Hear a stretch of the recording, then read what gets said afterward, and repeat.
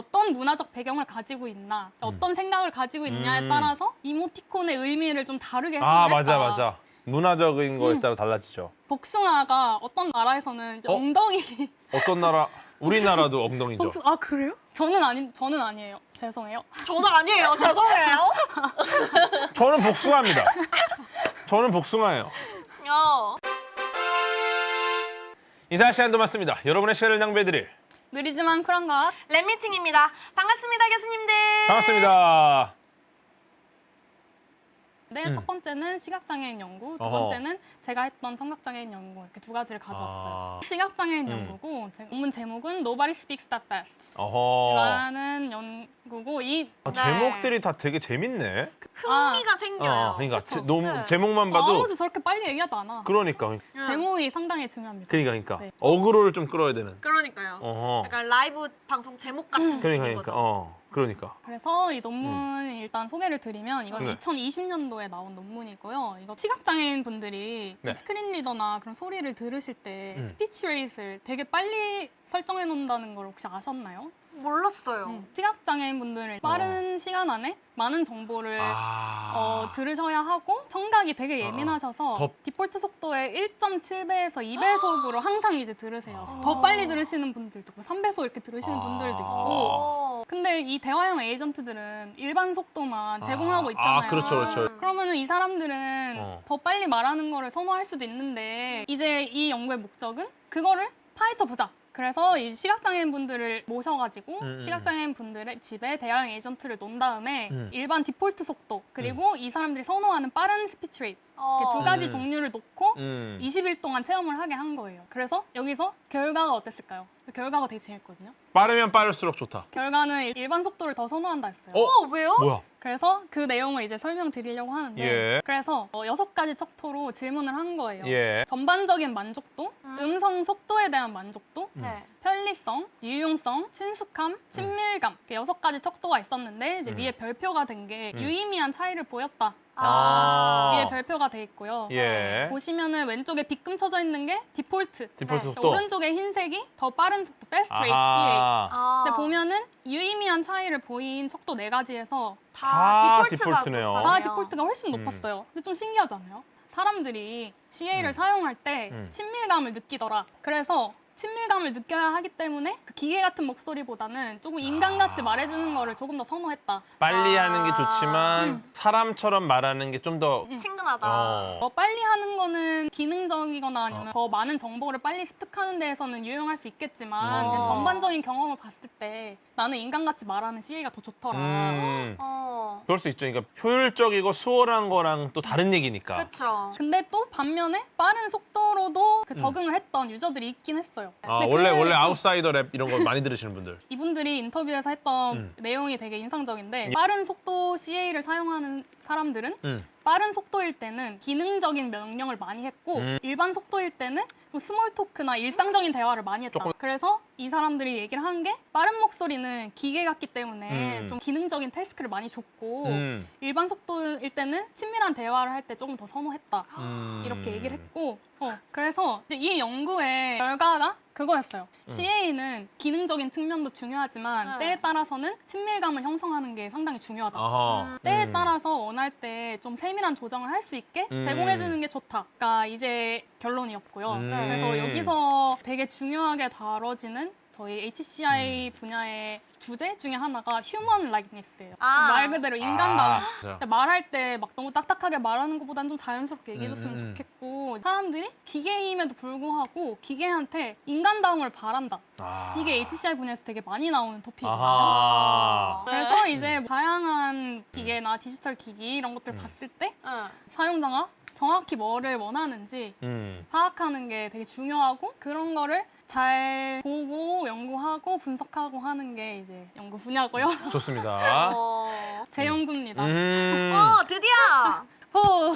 이거 재밌는 제 거잖아요, 이거. 연구고요. 이모티콘을 예. 소통의 수단으로 사용할 수 있을까? 많이 쓰고 있지 않습니까? 그쵸. 저는 네. 친할수록 이모티콘을 많이 씁니다. 저는. 근데 지금 보니까 이모티콘으로 지금 또 다 약속한 것처럼 다 이모티콘으로만 소통하고 있어 또. 그래서 이제 논문 제목은 We 네. Speak Visually. 맨 앞에 또 우리 주저자 김연수. 예스. 야. 좋습니다. 그래서 이 연구는 어떻게 시작하게 됐냐? 소리가 안 들리는 화상회의 상황에서 어떻게 소통을 할까? 보통 많이들 알고 있는 방식이 이렇게 세 가지예요. 수화를 한다거나, 네. 이 입모양을 읽는다거나, 자막 또는 채팅을 통한 필담. 이런 게 이 세 가지가 화상회의 상황에서는 그렇게 유용하지가 않아요. 해상도 좀 떨어지고 딜레이도 좀 있고.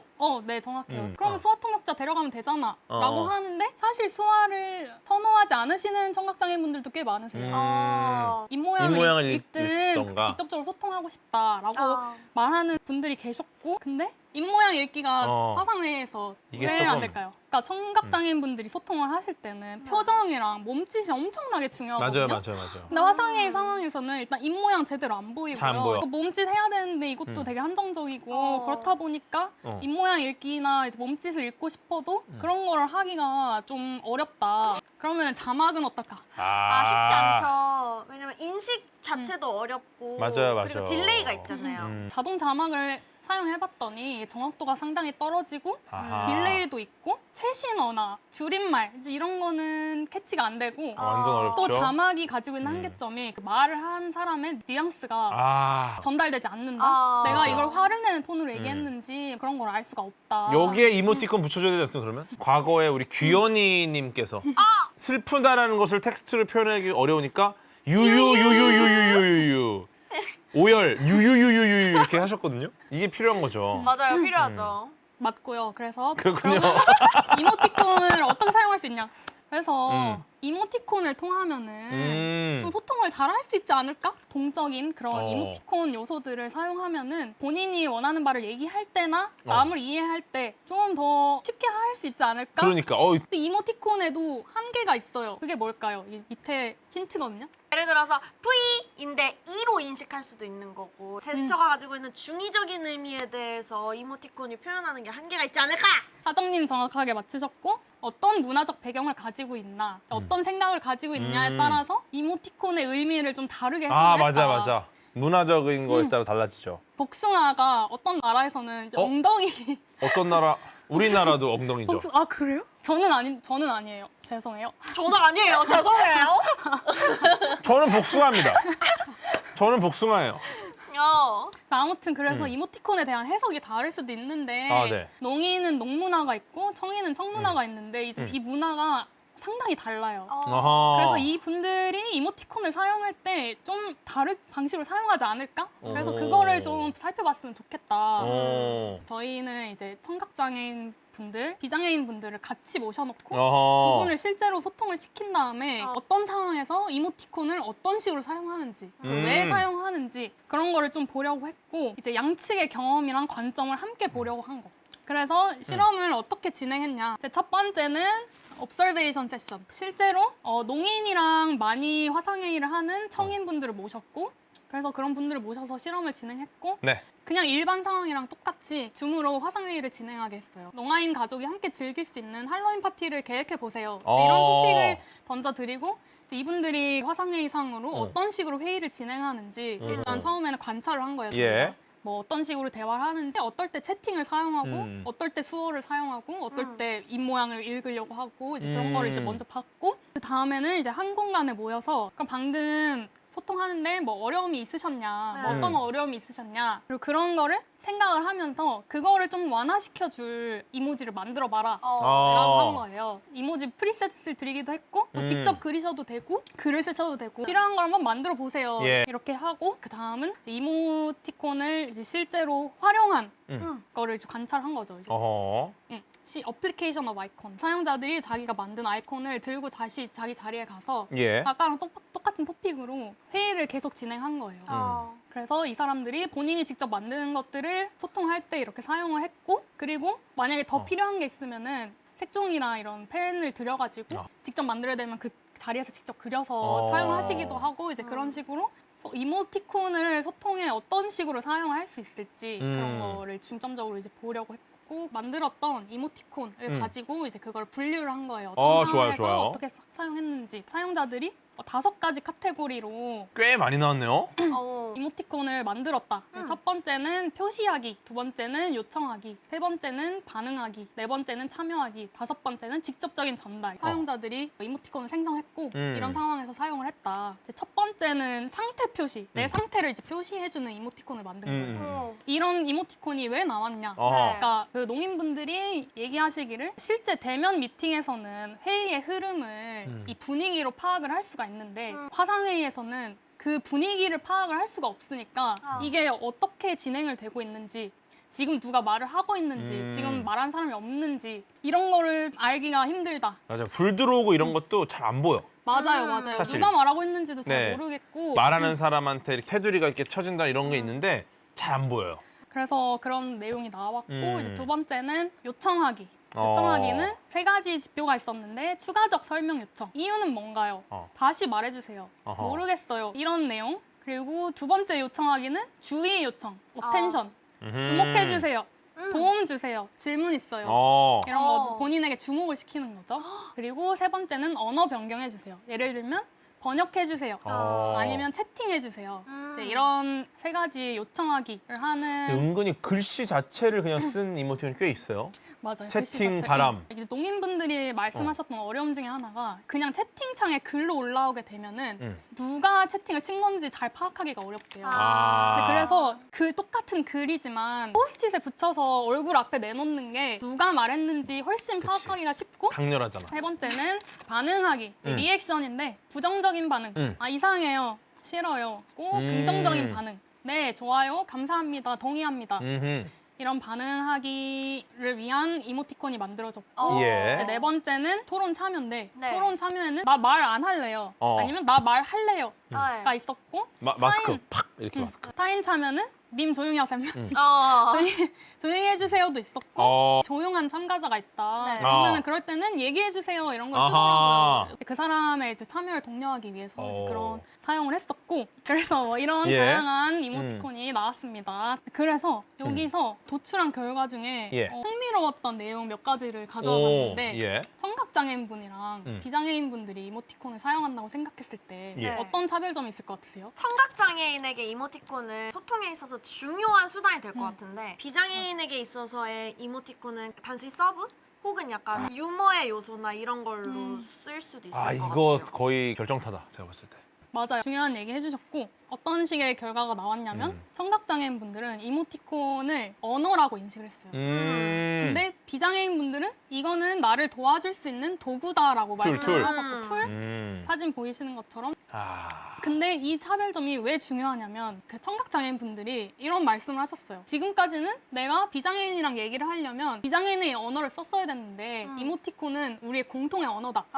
유니버설한 랭귀지다라고 이제 얘기를 하신 거예요. 그냥 이모티콘을 사용하는 게 소통 자체에 도움을 주는 것도 있지만 이해할 수 있는 언어를 가지고 대화를 하는 느낌이었다. 그래서 조금 더 친밀하게 느끼고 조금 더 액티브하게 그런 토론에 참여할 수 있었다. 지금까지는 좀 소외감을 느꼈다면 이런 공통적인 언어를 사용하는 것이 소외감을 덜 느끼게 해줬다. 이거는 내용이 큽니다. 있었고. 이런 거 사실. 그리고 청각장애인분들이랑 비장애인분들이랑 저런 문화적인 차이 때문에 맞아요. 이모티콘을 인식하는데 아주 조금의 차이가 있었어요. 보통 이제 박수라고 생각하잖아요. 네. 박수. 네, 그러면은 이 이모티콘을 보였다 하면은 박수 치세요라고 인지를 하겠죠. 그렇죠, 아무래도. 근데 이제 수화로 예. 이게 이제 시작이거든요. 아. 이게 이렇게. 그래서 청각장애인분은 저 이모티콘을 시작합시다라고 할 때 사용을 했어요. 같이 함께 사용하는 이모티콘을 만들려면 이제 그런 문화적 차이도 고려되어야 된다. 그럴 수 있겠네요. 그러면은 이 연구를 가지고 어떤 식으로 적용할 수 있을까요? 저는 너무 많을 것 같아요. 예를 들어서 제가 이제 KBS에서 누리호 또 발사를 중계를 또 3번이나 하지 않았습니까? 네. 거기도 옆에 이제 수화하시는 선생님이 계세요. 근데 그때도 이모티콘을 같이 쓰면 어떨까?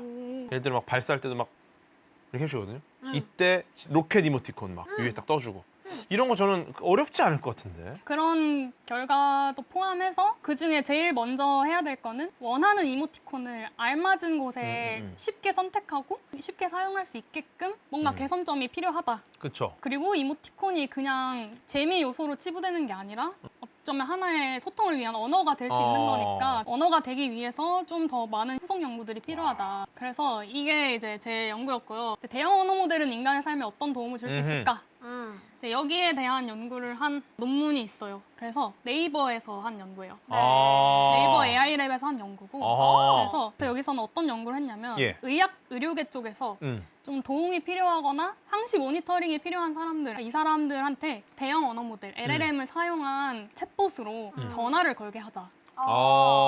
인공지능 스피커가 독거노인 이런 분들한테 도움이 되는 연구들이 있습니다. 실제로. 그래서 네이버 클로바에서 그 LLM 모델을 가지고 그걸 학습을 시켜서 이제 사용자들한테 전화를 이제 걸게 하는 거예요. 그냥 전화 상담원이 있으면은 매일매일 전화하기에는 너무 인력이 부족하잖아요. 그렇죠. 그래서 이거를 전화 상담원 말고 LLM을 사용한 챗봇으로 이걸 시도를 해보자 했던 연구였어요. 사실 대형 언어 모델은 되게 기능적인 측면에 초점이 맞춰져 있거든요. 그쵸. 이 언어 모델들이 정서적인 서포트를 주기에는 좀 모자란 점이 있지 않을까? 그러면은 얘네를 정서적인 답변을 할 수 있도록 하려면은 어떤 식으로 우리가 더 연구를 진행해야 할지 이제 그런 거를 보고자 했던 논문이고 여기서 중요한 예. 내용은 LLM의 장기 기억 능력이 되게 중요해요. 이 사람한테 계속 꾸준하게 전화를 해야 되니까 그래서 이 연구에서는 장기 기억 능력을 어떻게 구현해서 어떤 식으로 정서적 지원을 개선할 수 있는지 예.